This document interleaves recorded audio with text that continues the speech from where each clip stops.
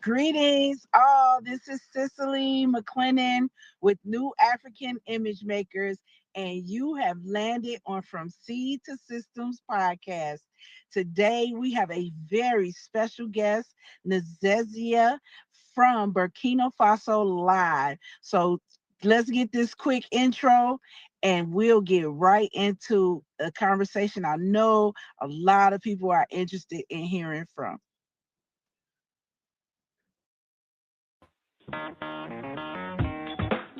Women have the power to transform this world. We can end crime and violence if we all agree to do one thing: share. Let's share our wisdom, share our time, share our talents, share our finances, but most of all, let's share our love. This is the female solution.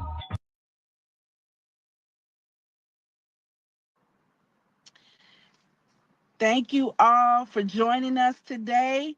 Thank you, Sister Nezeziah, for joining us. And we have an extraordinary opportunity. I always say the Female Solution podcast system is a gift because it has so many beautiful and powerful sisters on this platform, and they are extraordinary, and we're connected in extraordinary ways to extraordinary people. So this is one of those people that we have on today. If I could just get a double screen, that would be great, so we can see this beautiful sister. Yes. Okay. Yes. So you know what, everybody, I'm broadcasting live actually from the South Shore Community Farmers Market, and I'm actually working this market, me and some of my friends. So this is a double live once again from Chicago as well as from Burkina Faso. Nezeziah, thank you for joining us. You're welcome. Thank you for that warm introduction. I'm You look glad to be so here. beautiful. You look so beautiful. Thanks. You too. You glowing, Cicely. Oh my goodness. That's the sunshine. You got about 3 minutes of sunshine in Chicago. So I'm out here in it. Uh, So I really want, we don't have enough time. So I hope you'll be like my mom correspondent. But I want to, dig into what our topics for today and talk about, because I know everybody is curious. I know you get a lot of questions from people and a lot of weird takes where people are, hey, turn off CNN Africa. Okay. That's not going to work for you. So the first thing I think people generally start off with is, what made you move to Africa? And specifically, talk a little bit about the seeds, that started your repatriation to Burkina Faso. uh-huh. Okay. So the decision to move to Africa began it began about 10 years ago. And I have been a member of the Earth Center, which is a multifaceted nonprofit organization that seeks to bridge the gap between people of indigenous West African cultures and the modern world. And so through the Earth Center, I was able to reconnect with our ancestral culture and then also realign myself with the path of our ancestors. So about 10 years ago, my husband, he just put it on the table. I want to move the family to West Africa one day. So he's the one who actually, put the idea into words. And in response to that, I told him, before I make a move to West Africa, I have to actually go there. I hadn't been there yet. And so eventually the opportunity came to go there. I took two of my children with me. One was 3 at the time, one was 8, 2 and 8. And so I was also pregnant at the time. So that really shaped my perspective. Wow. Yeah, it shaped my perspective on the continent, being there, the culture, everything, I was definitely just overwhelmed upon arrival, because there's the red dirt that you see, and that's something I always dreamed about. I'm like, oh, I can't wait till the day where I can smell it, where I can touch it. And so I definitely, I learned a lot through that first trip. At the same time, it was very challenging being pregnant, because it's extremely hot here already. So, if you got something in the oven, it's like amplified so much. And so that, coupled with like other environmental factors, I actually said at the time to myself, I'm not coming back over here again while I'm pregnant, never again. And so fast forward, a few years later, and January of 2021, during the middle of the pandemic, another opportunity arose, like finances and everything aligned, where I had the opportunity to come again, but this time with my whole family, my husband and the 6 children that I now have. And so I had to reflect a little bit, but being that Africa is the source of humanity, is the source of all the culture that I wanted myself and my children to be immersed into, I made the decision to go over there even while I was pregnant. So once we got over there, then the decision, came about of, well, do we really want to go back? Do I really want to go back to the United States where the pandemic was going on? Because over here, there wasn't really any signs of a pandemic going on as there was in the West. So there was that difference. And that was one thing, but also, I had to assess where I really wanted to lose the opportunity to stay out here long term, which was something that I was now also kind of dreaming of myself. And so we made the decision, to turn a 6-month trip into a permanent stay here. So that's. Oh, wow. That is amazing.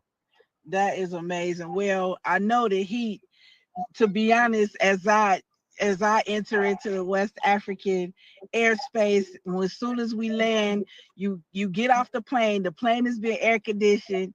To me, the first and most significant thing that happens is that heat hits you. Yeah.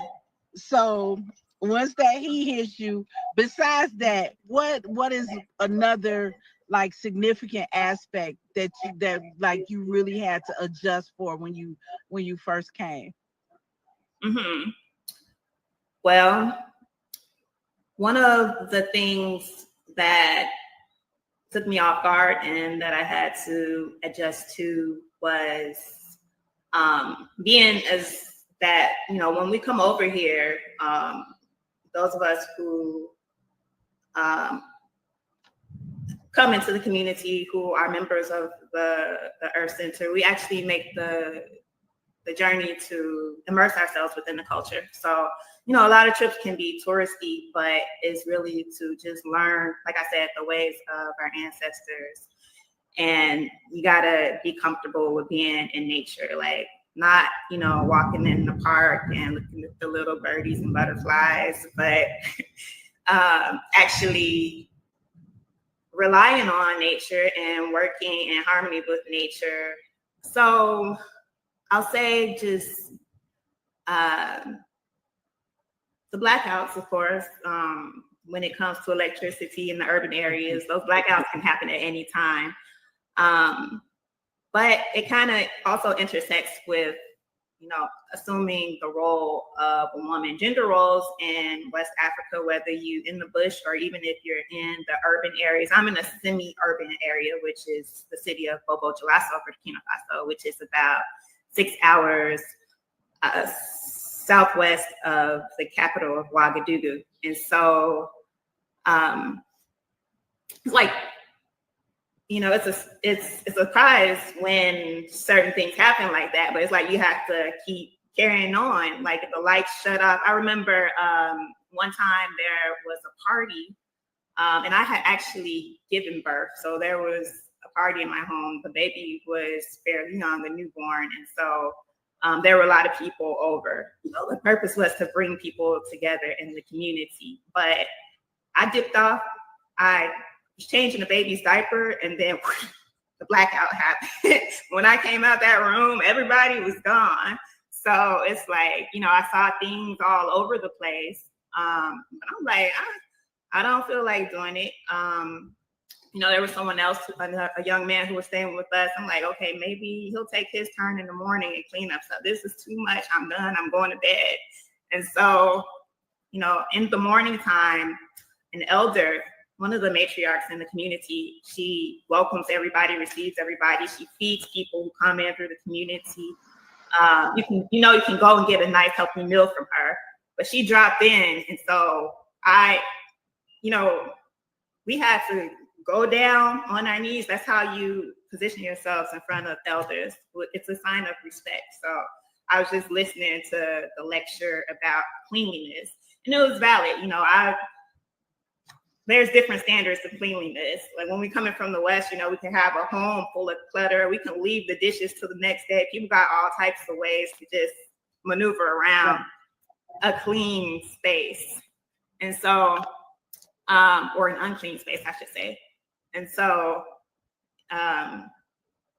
just like I say, you have to make sure you just get things done. And at the same time, considering that, maybe you're in a phase where you have just given birth, you have to set boundaries as well. Like, look at the situation, what's led up to me being in the position of having a party in my home after I just pushed out a baby. So, having those boundaries and standing firm on them, being able to sacrifice, and at the same time, not compromising on certain things that are going to be good for your centeredness, your groundedness, and everything.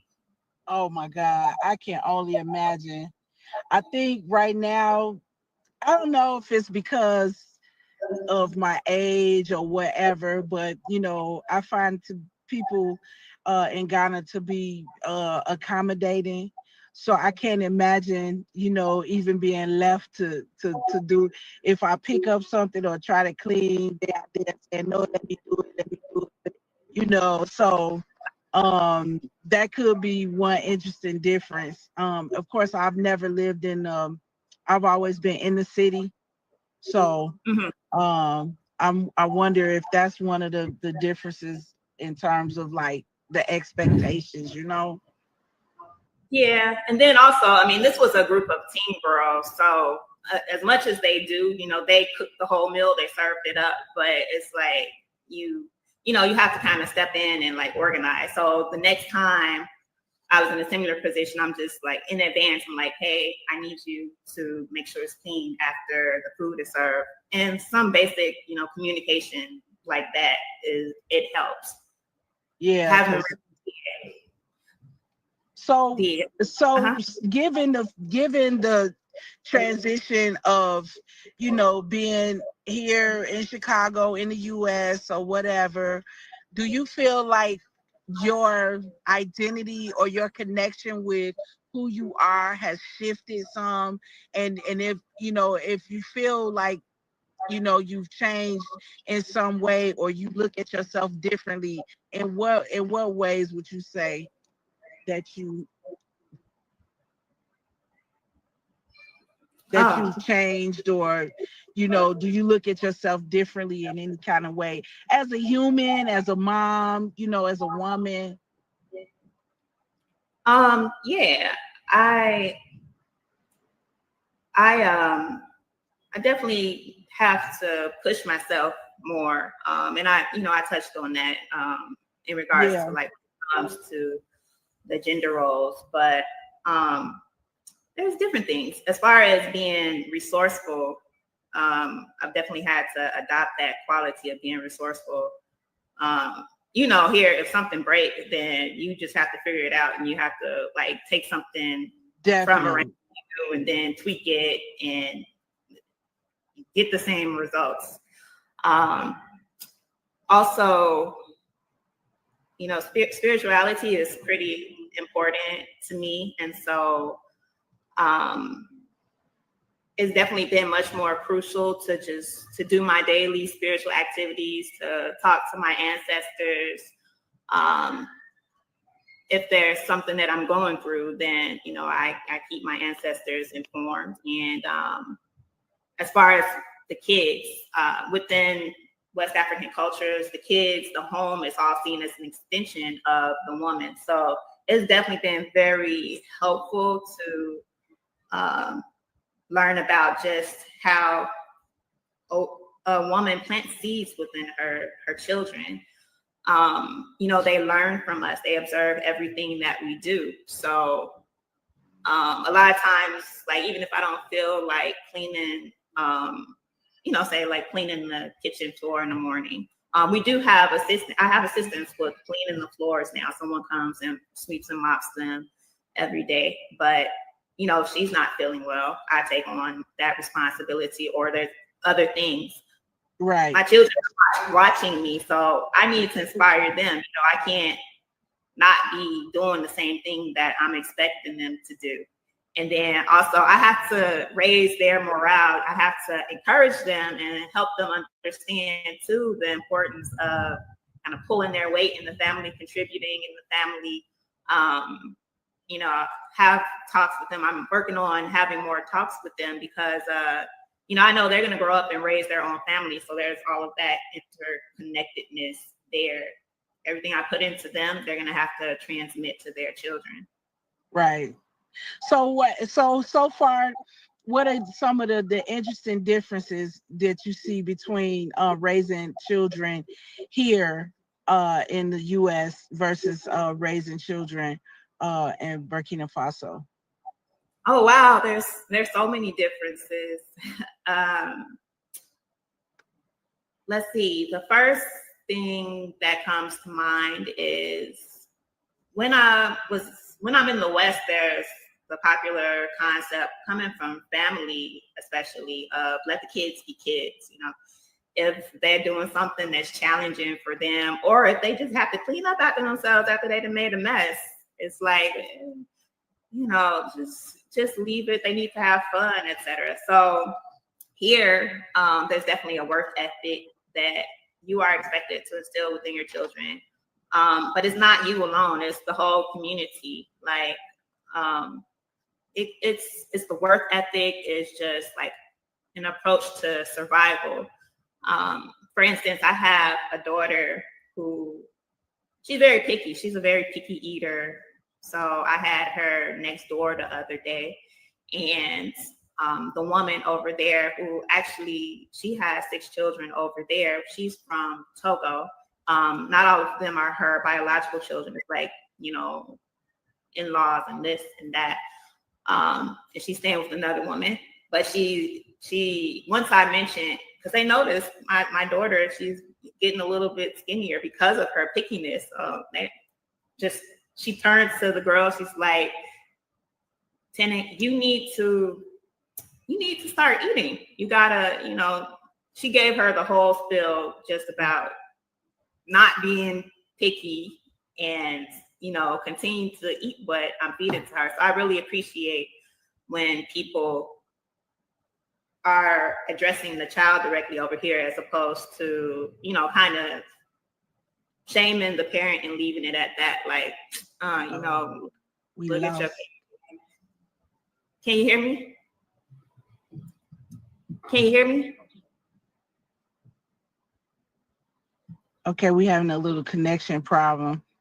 It's interesting how it's not really what you think when it comes to Burkina Faso. So much sensationalism is going on in the news. And here we are, we've been talking for 20 minutes and we haven't once talked about anything related to a coup or Donald Trump or anything. Just family, cultural immersion, and raising our children, and just being afforded the opportunity to do so in an environment that actually allows you to focus more on developing yourself and your children. How about we take a break now and see if we can get Sister Nezeziah back in the studio. and then we'll take it from there. Okay, you Can you hear back. me? So yeah, you know what we're gonna do? We're gonna take a quick break now, and then when we come back, we'll continue on talking about, all the good stuff. Thank you. You're welcome. Hi, hi, I'm Naima Latif, and if you're watching this, that means you're one of the 4.6 billion people from around the world who are using an electronic device to talk to people. In these times, people are using the internet to talk to everybody: friends, neighbors, family members, co workers. People are on their cell phones and computers all day long. Now, if you're in business, that is great news. That means you can sell your products and services all day long and never have to leave your home. All you need is a media connection, somebody to connect you to an audience. And that's why I'm talking to you today. We produce programs, and our audience members are people who shop. They buy clothes, food, beauty supplies, cleaning supplies, home repair, transportation services, childcare services. Whatever you're selling, they need to buy it. We're your media connection. Just follow this link, and tomorrow you can sit back and relax at home while your business is making you money.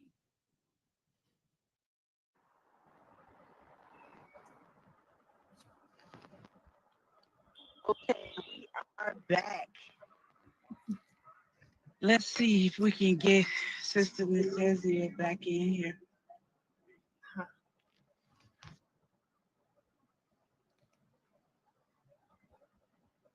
Oh, we are having some kind of glitch Okay. with the internet. Okay. Can you hear me?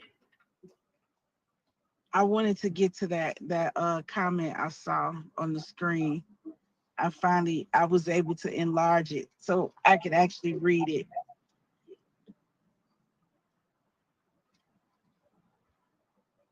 Oh, can we get her back? Okay. Can you hear me? Okay, good. Hmm. Yeah, no, there's no problem. These are the things, these are the challenges that we have to face, and we are keeping it moving. Somebody put an interesting question in the chat. Actually, Mom Naima did.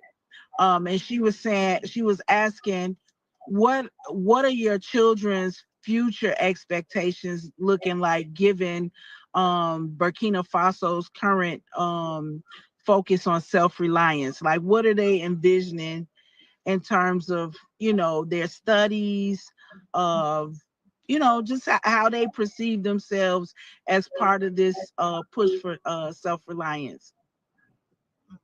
Can you hear me? Yes, very well. Okay. All right. You know, I I try to keep the children updated, and I check in with them in regards to what's going on. So they're pretty nonchalant about things.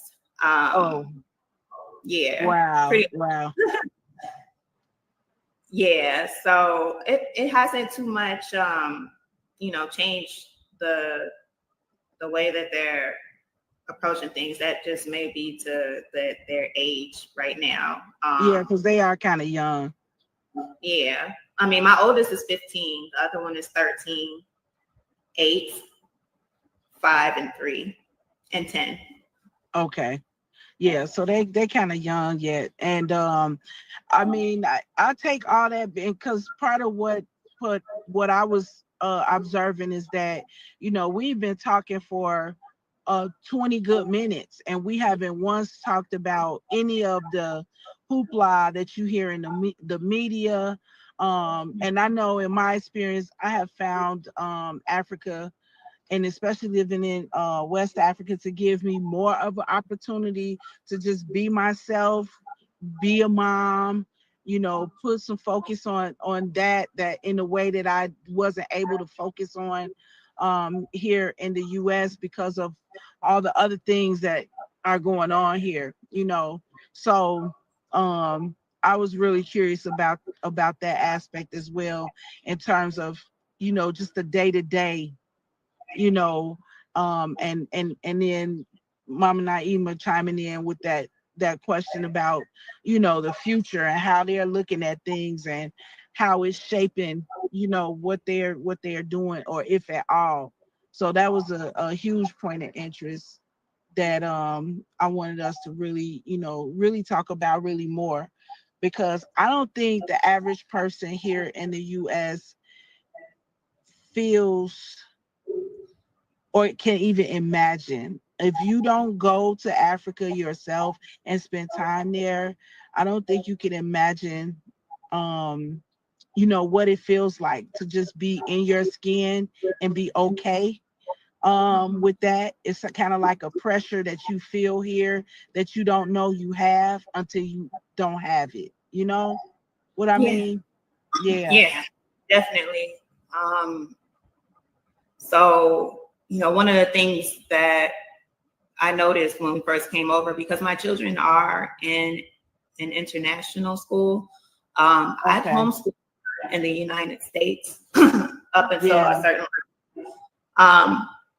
But here, for one thing, French was the national language until President Ibrahim Traore changed the language Right. to include the more traditional languages. And so, already there was a pretty advantageous position for the kids to be in, because when you look at the school books that they have, there's images of little Black children, illustrations. So that was definitely a relief, because I remember opening up a history book in elementary school, at high school, and you just see pictures of Europeans. Right. So that can just make you not feel comfortable in your skin, or just have an image of what the aesthetic is, the beauty standard and everything. So my kids don't worry about that. One of the things also that happened recently is Traore banned weave in the schools at all levels, from the primary levels, kindergarten up into the university levels. And so the purpose of that was to eliminate the divisions, also to eliminate distractions. Girls like shaking their hairs and just doing things real fancy. But since everybody doesn't have the same opportunity, it was for the purpose of just having a standard uniform hairstyle. So I'm very hopeful. Skin lighteners, the sale and reception of those have been banned. So I see different changes leading up to like a complete liberation of African people, like psychologically, starting with psychologically. So that's why I do have the confidence in us being here, and it's just growing and growing as more and more things that are being implemented by the administration, the new administration. That is amazing. Banning weave for the teachers and the principals.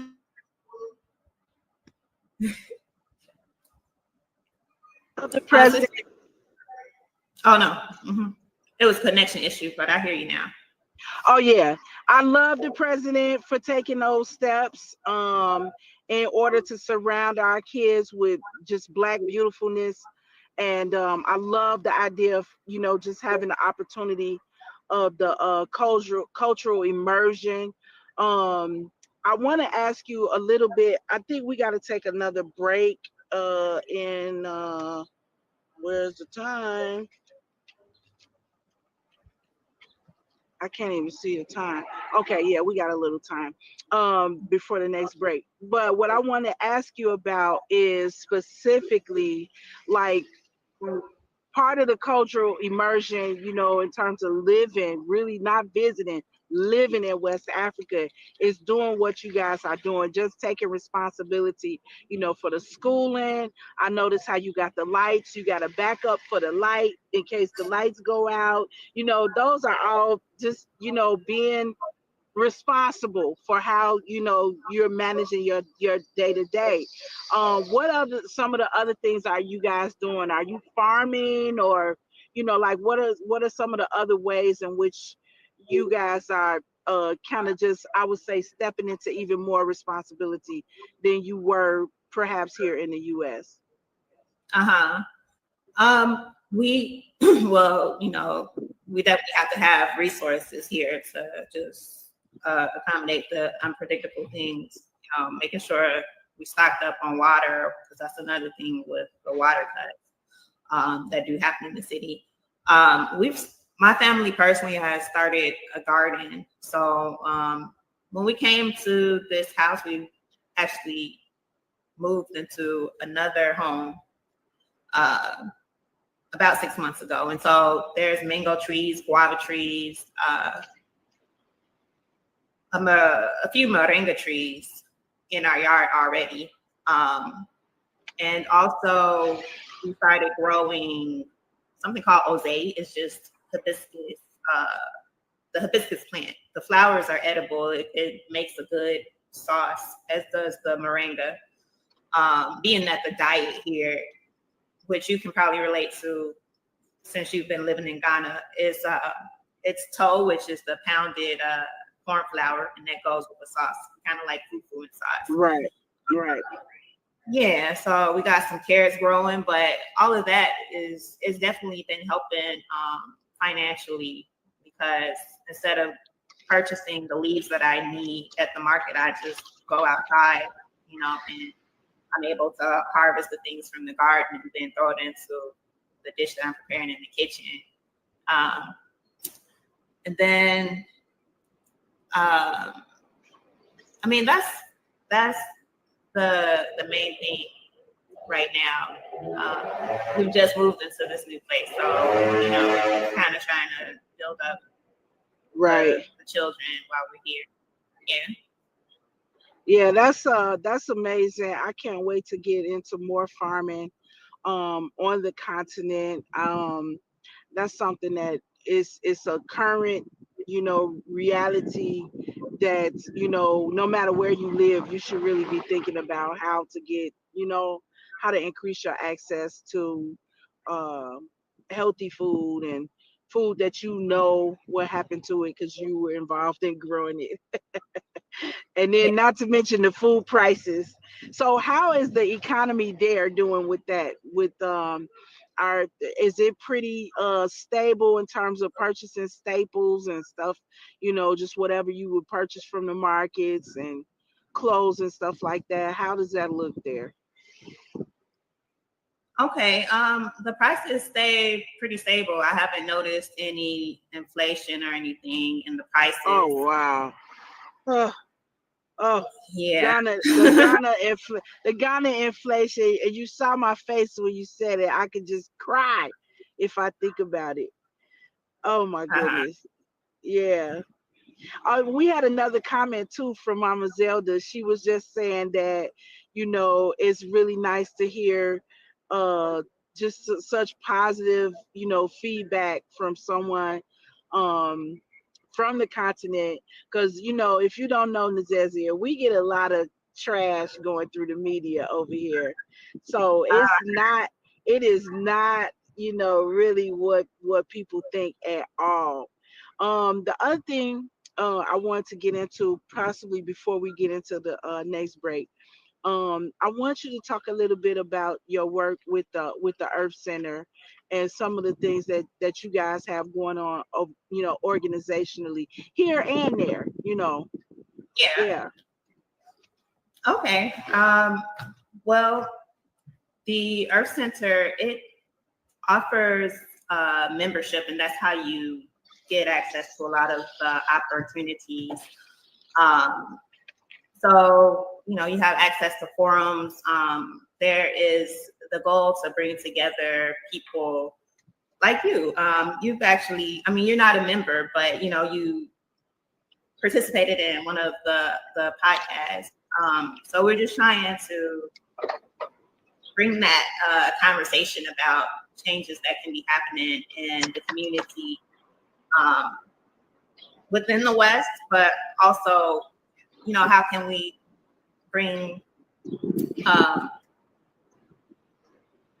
bring aspects of the culture to help improve the situation of Black people. And so we do have some projects. There's an educational fund for children, because it's good for the children from over here to be able to navigate the modern educational system, so that they can, kind of go back and forth. But at the same time, they are getting the Indigenous education. There's a displaced people's project due to terrorism, which is a reality in some of the, the surrounding areas in the bush in particular. A lot of families, a lot of people have been forced out of their traditional villages where they have like their ancestral shrines. They have the means of producing their own food into the urban cities. So that's another project that is helping to bring in resources for them. Wow. And then also, and so the difference with these projects is that they've been initiated by the people who are actually here. So there's not like the pretense of, coming in to help them and then collecting the revenue and just putting it in your pocket, as is the tendencies with like a lot of these paternalistic organizations that you see from the West. Then I love also, that. Let's put a pin in that statement right there, Nezeziah. You said it, not me, and I'm so glad you said it. It sounds so much better coming from you.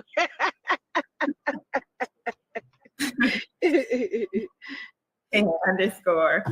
So let's see. And there's also projects just, building wells and, like I said, securing the land. So all of that information, if anybody's interested, they can go to theearthcenter.org and get more information about, how to contribute.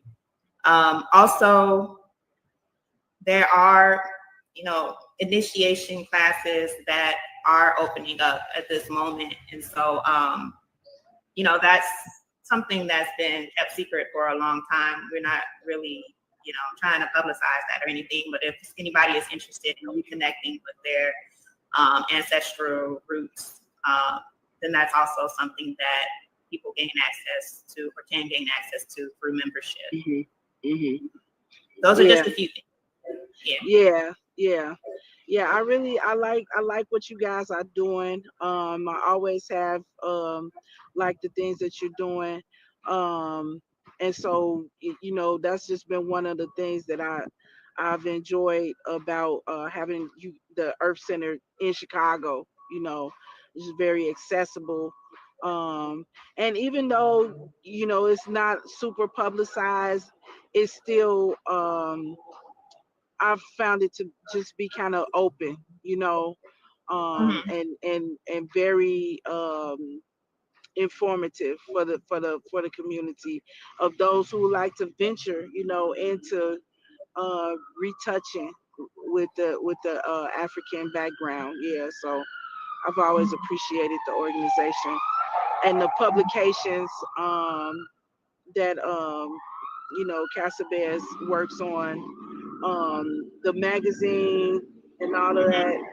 Yeah, that's one of the few magazines that I try to get a copy of and actually read it whenever I can get access to it. Yeah, so that's really important. That's really important.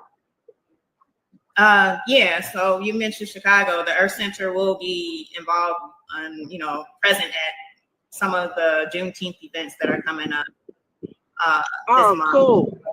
All of that. Okay, good. That's really, really good. Now, what about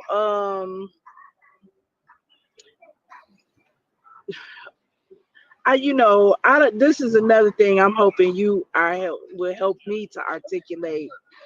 I found that, especially people like us that are immersed in the Earth Center, from the African Center schooling and all these different things. We do a lot to reconnect here in the Chicago area, but I really felt like being on the continent, especially in West Africa, um, and maybe I'm biased about that because I've only been to West Africa, but I felt like the level of cultural immersion just kind of blew me out of the water. And as much as we work so hard to stay in tune here in the U.S., um, I just find that it doesn't even come close to you know having cultural day for the children at school to come to school and their fathers traditional cloths and that type of thing. It's nothing like that. As black as Chicago is, okay, it's still very, very significantly ups the ante, if I could say that, being on the land. Yeah. So I would love to hear your thoughts about that, especially with the school, and that we work so hard with our children here. We try to teach them all this different stuff, and I get to Ghana and I'm like, they're 3 year olds speaking three languages and have perfect penmanship. And what are they doing in these classrooms? So I just want to hear your thoughts about that. Yeah. Um, I agree. The cultural immersion, that's something that, I felt like I was missing when I was back in Chicago. I mean, you can hear people's stories and you can read about it, and um, it's like your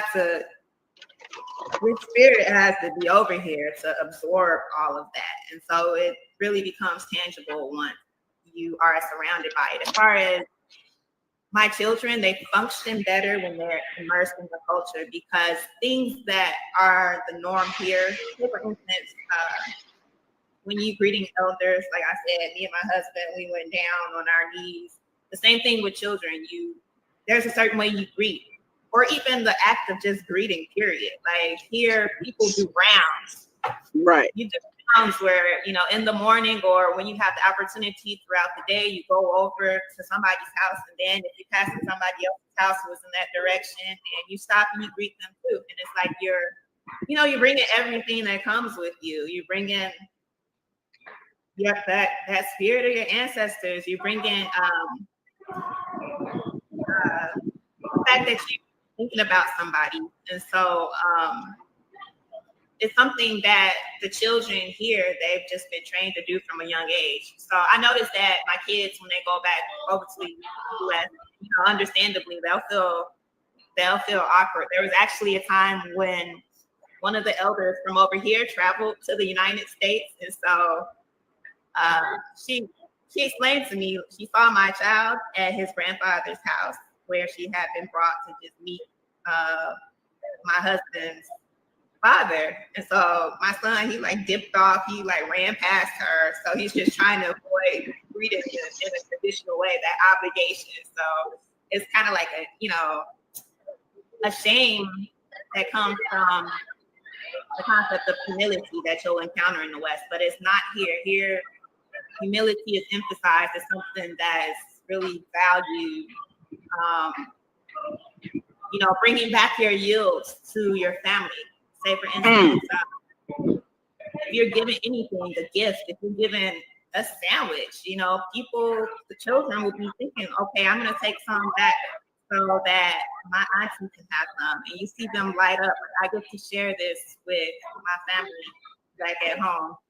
So I like that my kids have the opportunity to absorb observe that. And then also there's the built-in support system. Like if you don't see other people doing the same thing, if it's not reinforced day after day after day, then that element of wanting to keep whatever it is just naturally not going to be there. Wow. I want to take a quick break. This is our last break. But I want to pick back up with this topic. This is getting deep into my spirit, man, because it just, you make your own observations, but it's a whole different thing when somebody else, makes it. So let's do a quick break, and then we'll hop back in to this great podcast. Thank you, Nezeziah. You're welcome, Cicely. We are global transformers, changing the world from the way it is to the way it should be. We are one. Wherever we live on this earth, we are one human family. On behalf of our team of radio hosts, I'd like to extend a greeting to all the members of our family, whenever and wherever you may be listening around the world. To our family in China, Ni Hao. In India, Namaste. In Japan, Konnichiwa. In Korea, Annyeonghaseyo. In Russia, Здравствуйте. In Germany, Guten Tag. In Poland, Dzień dobry. In France, Bonjour. In Spain, Hola. In Italy, Ciao. In Egypt, Ahlan wa sahlan. In Ghana, Akwaba. In Nigeria, Peleo. In South Africa, Sawubona. In Senegal, Nangadef. In Kenya, Jambo. In Israel, Shalom. In Pakistan, Afghanistan, Palestine, and Saudi Arabia, Assalamu alaikum. Greetings, and may peace be upon you all. Join us live on the on-air radio network called 727-731-5192. We want to talk to you.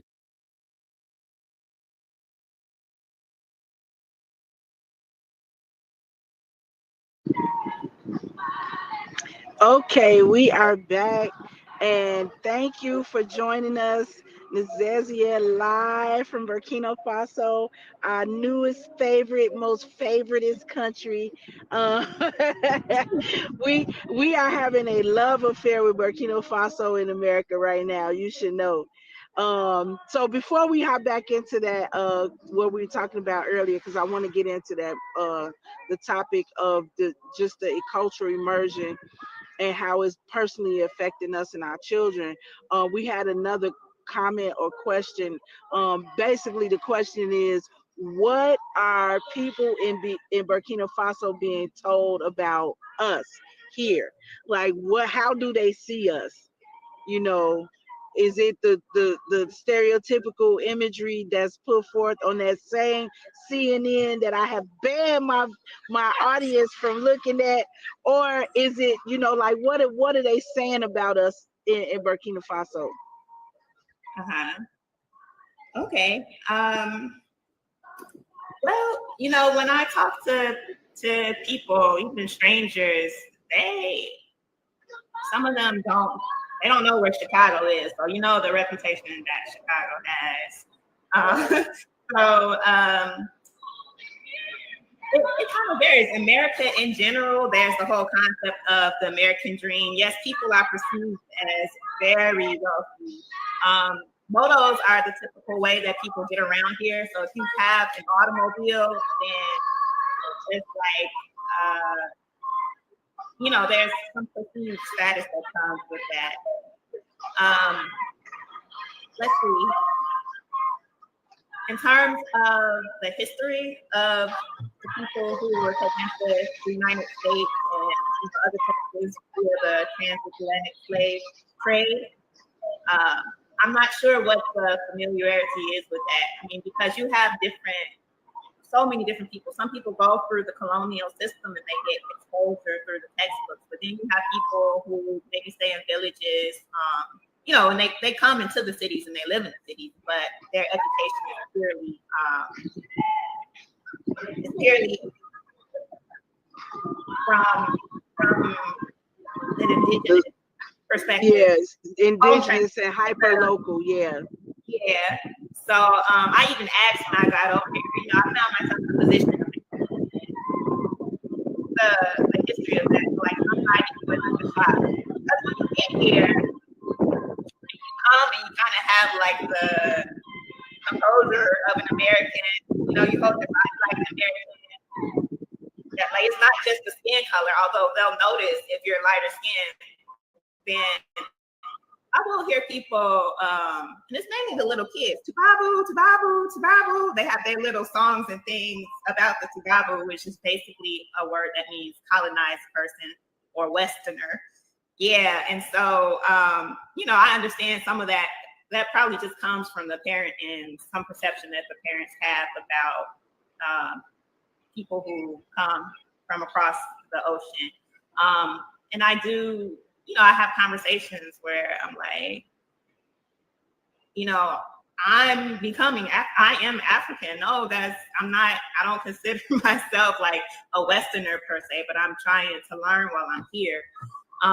But people are generally welcoming. Like people I know personally, they're welcoming. People even out there, it's more kind of like a curiosity because they haven't seen a white person here. A lot of them, they haven't seen light-skinned people here. It's like people are of a darker complexion, and so people want to know, what language you talk, where do you come from.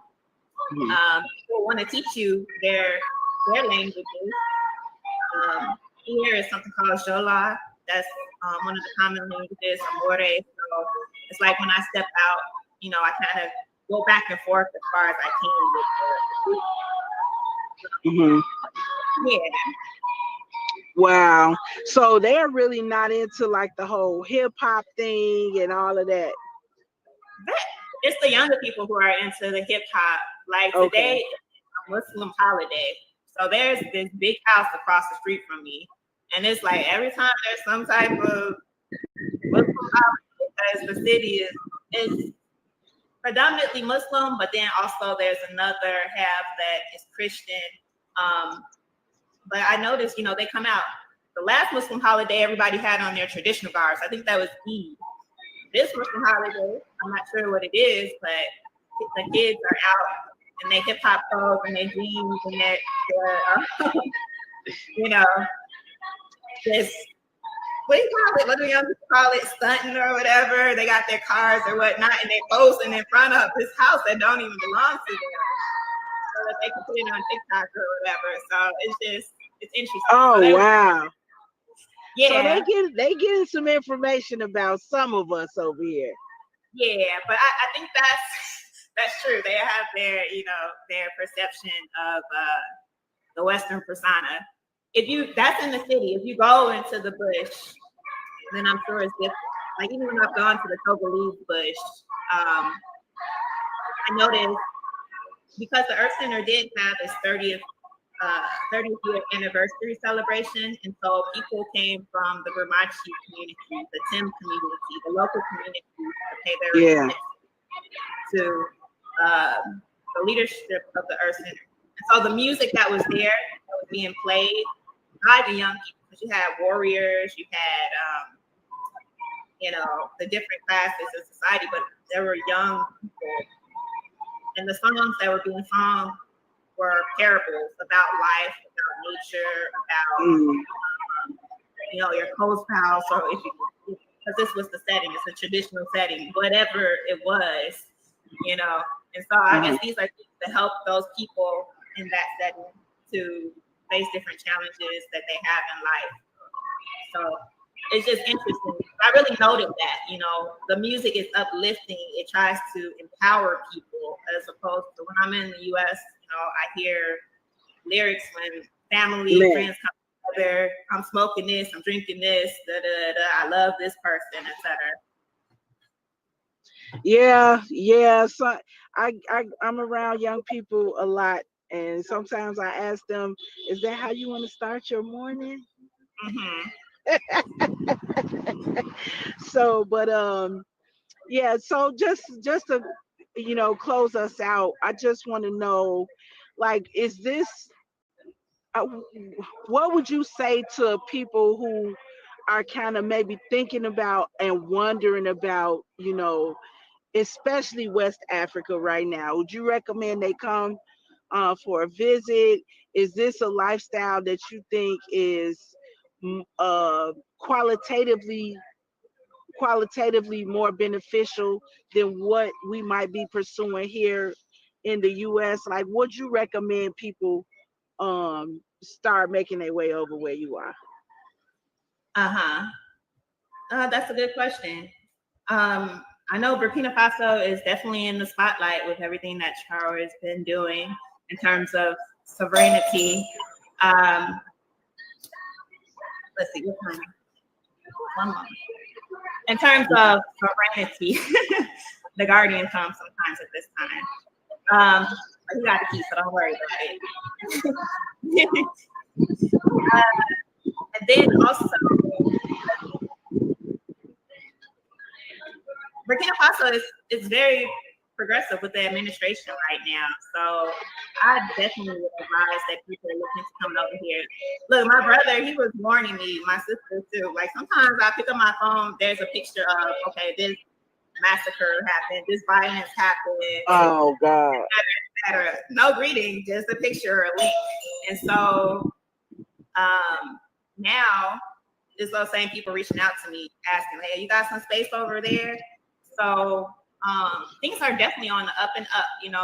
As far as the economy, there's going to be better opportunities. I'm sure you've heard about the tomato production plants. Yes. So, tomatoes grown here, they're not going to have to be like shipped out, exported and then imported just so that they can make a profit to make tomato paste. Tomato paste can be made over here. It's just different, things like this. Roads are in the process of being built. That's another thing that's happening. Instead of those roads leading to cargo ships that's going to export something again, they're leading to communities and things. So it's all about building right now. And as far as the currency, the president is in the process of having the gold peg currency, which is also going to be good for the economy.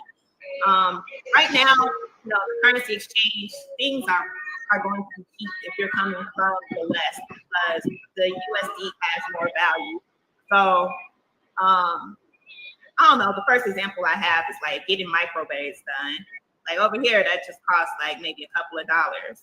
So, concept and apply it to other things, you can kind of see that's a huge difference. Yeah. But man, everything's good. The fresh foods, you don't have to worry about all the pesticides. Oh. Yeah. Yes.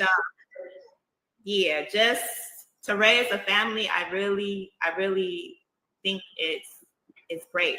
Not all of the extra influences. I mentioned to you before. Can you hear me, Cicely? Yeah, I can hear you. That's the fresh market. That's the market that I'm at right now. Okay, I'm gonna try to be quick. When I came over here, there was the pandemic going on. So still people are all about community, like, to distance people because they're sick is just something that's completely foreign. My kids had chicken pox. I didn't know it was chicken pox until I brought it around the grandma who, could identify the people who knew what it was. And I'm like, should I go? And they're like, no, you don't go. It's just something, it's something natural. You get it and then it's gone. Right. And then, the other thing is, I forgot what I was going to say. But there's definitely lots of opportunity. I love it. I'm glad you had time to come on and share everything that you share with us. A lot of your observations really uplifted my spirit. I don't know about nobody else, but because I just appreciate your perspective. I appreciate you guys for taking the chance and going over there and building and doing what you're doing. Big ups to you, and I'm gonna give a small big ups to my man Casabez. He did He did good this time, Nezeziah. Okay, so I'm gonna give him a little. I'm gonna give him a little bit of a break. Okay. Can Yes, I add, and I love it. can Yeah. I add one thing? So the thing with the talks about terrorism, because I do want to just talk about the safety Okay. issue, with that's a concern for people. Um, you have to keep in mind terrorism is happening because with the things that happened in the Middle East, a lot of weapons were being supplied by the West, and they got into the wrong hands, and so now they've kind of infiltrated into other areas within Africa. And so Traore, the president, he is working on this issue. Sometimes, though, the information is reported, there's misinformation. For instance, Right. if you see these civilians, there's been 500 civilians who have been killed. What's left out of that phrase is that these were actually, rebels who were equipped Combatants. with, Yes. yeah, from the West. And so it's like, I was wondering the same thing too. Like, how are things being reported over there? Because over here, like, there's even been media stations shut down for that purpose. Since like France is putting out so much stuff, the United States is putting out stuff. So I see positive things, but that was just my concern. What are people in other places seeing? There were some journalists who were, they were reporting. They were from over here, and they were reporting all of these things. So they disappeared. And what happened is, after some weeks, they resurfaced. Traore had put them on the front line so that they could see what was really going on. Fighting was really going on. Money wasn't being wasted on this or that. Stories weren't being made up without conflict. So those journalists were like, so grateful to Traore for giving me the opportunity to see how things. Right. Right. With their big budgets from their employers, which they could have looked into it for real at first, but it's okay. That's why the president is the president, and so he handled it correctly. Yes. So things are just. Yeah, I'm sorry. What was you saying? On an everyday basis, things are calm here, tranquil. I have not heard bullets. I have not heard bullets at all. One time, the military was practicing when I was, we had taken a trip out to the bush. So we were like alarmed. But then, we saw that they were practicing range. That was the one time I ever heard bullets. So that's what I was going to mention. There was all of this in the news about Black boys being targeted by the police, mistaken for criminals. And so I had 3 boys and 1 on the way. And so it was a relief for me to be leaving that and to come to a place where Black people are not targeted. The Black lives matter. There's value in our life, and our ability to thrive. That's something that's honored. So that's all I wanted to add. Well, I appreciate you for sharing that. That was definitely something we all definitely wanted to hear on. I could tell you right here on the South Shore, I've heard bullets almost every night, for the last couple of weeks. Maybe maybe every other night. So sometimes people need to think about the safety that they're not living in America before they start, delving into what's going on in West Africa, because at this point it's still safer than Chicago. Okay, let's just keep it 100. So uh, and we gotta just tell the truth on that piece. So but I appreciate you so much, Nezeziah. I hope you will have time maybe later in the season, towards the end of the summer here. I hope to have you back on again. And just let us just vibe, as moms, and that type of thing. If anybody's in Chicago right now and you're not at the South Shore Farmers Market, you're missing a lot of fun out here. Okay. We'll be out here for another couple of hours, and we'll be here every Sunday from 8 to 3. And if you're not up on the Earth Center and the work that they're doing, their publications, their books, their herbs, their classes, put yourself up on it and check them out online and see what you can learn and what you can connect to in terms of your traditional African cultures. And thank you, Nezeziah. Say hi Thank to you. everybody. Say hi to Will, everybody for us. Yep, love you guys. thanks Thank for the you. support, for the invitation. Yep, This, thank you so much. I didn't know I had so much to express, and I'm glad, that anything that was helpful to people, I'm glad to be in a position to share that with you. Thank and you. I love you. You're welcome. Bye-bye. Bye.